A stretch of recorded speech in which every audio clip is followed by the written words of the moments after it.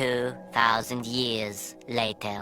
Hi guys, welcome back to our channel. குட்டி cooking vlog தான் வரப்போகுது. அதுக்கு முன்னாடி இப்போ தான் நம்ம சேனலை ஃபஸ்ட் டைம் பார்க்குறீங்க அப்படின்னா நம்ம சேனலை வந்து சப்ஸ்கிரைப் பண்ணி வச்சுக்கோங்க. மறக்காமல் அந்த பெல் ஐக்கான ஆளில் கொடுத்துக்கோங்க. அப்போ தான் நம்ம போகிற வீடியோ வந்துட்டு உங்களுக்கு டெய்லி நோட்டிஃபிகேஷனில் காட்டும். இப்போ வாங்க வீடியோக்குள்ளே போகலாம். பீட்ரூட் பொரியல் தான் பண்ண போகிறேன். எப்பவும் போல் நான் எடுத்து வைக்கிற அதே வடை சட்டி எடுத்து வச்சுட்டேன். சட்டி தான் பெருசாக இருக்கும், ஆனால் அதில் செய்கிறது என்னமோ நொத்து தான். அது எப்படி செய்யலாம்னு பார்க்கலாமா? கொஞ்சமாக எண்ணெய் விட்டுட்டு குட்டி ஸ்பூனில் வந்து சீரகம் போட்டுக்கிட்டேன். சீரகம் பொரிஞ்சதும் ஒரு கொத்து கருவேப்பிலை, மீடியம் சைஸ் பெரிய வெங்காயம், ஒரு பல்லு பூண்டு, ஒரே ஒரு வரமிளகா, அதை போட்டுட்டு வெங்காயம் நல்லா வதங்கி வரட்டும். 2 பீட்ரூட், அதில் ஒன்று சின்னது, இதில் விட இன்னும் குட்டியோண்டு, முட்டை சைஸ் தான் குட்டி குட்டியாக கட் பண்ணி வெங்காயம் வதங்கினதுக்கப்புறம் போட்டுக்கலாம். 2-3 நிமிஷம் வந்து எண்ணெயிலேயே வதங்க விட்டுட்டு தேவையான அளவு உப்பும் போட்டுக்கலாம். அது கூட கொஞ்சமாக பெருங்காயத்தூளும் போட்டுக்கலாம். காய் வேகிற அளவுக்கு தண்ணி ஊற்றிட்டு காய் வந்து நல்லா வேகட்டும். நான் சின்ன பிள்ளையா இருக்கும்போது எங்கள் ஊரில் வந்துட்டு பீட்ரூட் கிழங்கு எடுக்க போவாங்க. சனி ஞாயிறு லீவ் வரும்போது, மே மாதம் லீவு அப்போல்லாம் வேலை பார்க்கும்போது எங்களையும் கூப்பிட்டு போவாங்க. தென்னை மரம் நிழல்ல உட்கார வச்சுட்டு காய் ஆஞ்சிட்டு இருப்பாங்க. அப்போல்லாம் பார்க்கும்போது சில்லு கிழங்கு எடுத்து எங்களுக்கு விளையாட கொடுப்பாங்க. சில்லு கிழங்கு அப்படின்னா ரொம்ப குட்டியோண்டு கிழங்க வந்து அந்த மாதிரி சொல்லுவாங்க. பெரிய பெரிய கிழங்கெல்லாம் மூட்டை போட்டு அதை வந்து மார்க்கெட்டுக்கு அனுப்புவாங்க. எங்கள் வீட்டில் கூட அந்த சில்லு கிழங்கு எடுத்துகிட்டு வந்துட்டு இந்த மாதிரி சமைக்க மாட்டாங்க. ஒரு பெரிய கிழங்கு எடுத்துகிட்டு வருவாங்க. ஒரு கிழங்கு போட்டாலே காலையிலேருந்து நைட்டு வரைக்கும் ஒரு குடும்பமே தாராளமாக சாப்பிடலாம். இந்த சில்லு கிழங்கே 10 ரூபா 20 ரூபான்னு சொல்லி கடையில் வாங்கி இப்போ நான் சாப்பிட்டுட்டு ஊருக்கெல்லாம் போனால் எங்கள் வீட்டிலேருந்து கொடுத்து விடுவாங்க. அந்த கிழங்குக்கே தனி கட்டப்பை வேணும். ஒவ்வொன்றும் அவ்வளோ பெருசு இருக்கும், தூக்கிட்டு கூட வர முடியாது. இருந்தாலும் என்ன பண்ணுறது? இன்னொன்று, இந்த பீட்ரூட் செய்யும்போது பார்த்தீங்கன்னா குட்டி வடை சட்டி வச்சுட்டோம் அப்படின்னா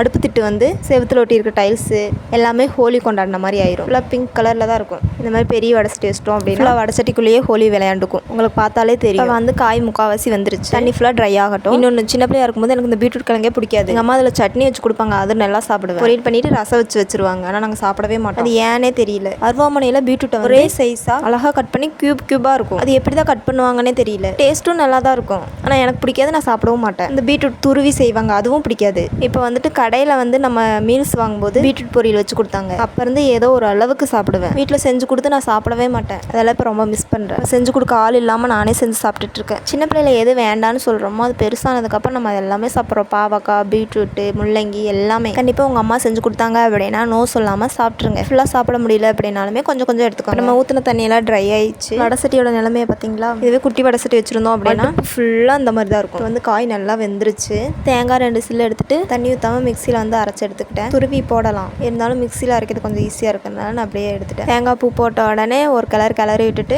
அடுப்பு ஆஃப் பண்ணிடலாம். நிஜமாகவே எனக்கு வந்துட்டு இந்த துருவி போடுவாங்க பார்த்தீங்களா, அது சுத்தமாக பிடிக்கவே மாட்டேங்குது. இந்த மாதிரி செஞ்சால் கூட ஏதோ ஓரளவுக்கு 2 வாயாவது உள்ள போகுது. இந்த மாதிரி கியூப் மாதிரி கட் பண்ணிவிட்டு பொரியல் செஞ்சு ரசம் வச்சு சாப்பிட்டோம் அப்படின்னா டேஸ்ட் வேறு லெவலில் இருக்கும். பீட்ரூட் பொரியல் வந்து ரெடி ஆயிடுச்சு. இன்றைக்கி எங்கள் வீட்டில் என்ன சமையல் அப்படின்னா எப்பவும் போல் வடித்த சாதம், வெண்டிக்காய் குழம்பு, அது கூட முட்டை, அப்புறம் இந்த பீட்ரூட் பொரியல். அவ்வளோதான், எல்லாம் தயாராக இருக்குது. வாங்க சாப்பிட்லாம். இது வந்துட்டு பொரியல் மாதிரியும் சாப்பிட்லாம். வடித்த சாதத்தை இது கூட போட்டுட்டு உப்பு மட்டும் பார்த்துட்டு பீட்ரூட் வெரைட்டி ரைஸ் மாதிரியும் சாப்பிட்லாம். ஃபஸ்ட் நான் வெறும் பீட்ரூட்டில் சாதம் போட்டு சாப்பிட்டதுக்கப்புறம் தான் வெண்டைக்காய் குழம்பு ஊற்றி சாப்பிட்டேன். Taste wise super. நீங்கள் வந்து ஒரு நல்ல யூடியூபாக பார்த்துட்டு நல்லா செஞ்சு சாப்பிடுங்க. இப்போ வெயில் வேறு அதிகமாக இருக்குது. அடுப்புக்கிட்டு நின்று சமைக்கிறதுக்குள்ளே ஒரு வழி ஆயிரும் போல். ஏன்னா அவ்வளோ வெக்கை அடிக்குது, அவ்வளோ வேர்க்குது. முடிஞ்ச வரைக்கும் எல்லாருமே நல்லா தண்ணி குடிங்க. அதுக்கப்புறம் இப்போ தான் நம்ம சேனலை ஃபஸ்ட் டைம் பார்க்குறீங்க அப்படின்னா நம்ம சேனலை வந்து சப்ஸ்கிரைப் பண்ணி வச்சுக்கோங்க. மறக்காமல் அந்த பெல் ஐக்கனையும் ஆளில் கொடுத்துக்கோங்க. அப்போ தான் நம்ம போடுற வீடியோ வந்து டெய்லி நோட்டிஃபிகேஷன் உங்களுக்கு காட்டும். நெக்ஸ்ட் ஒரு விளாக்ல பார்க்கலாம். பாய்.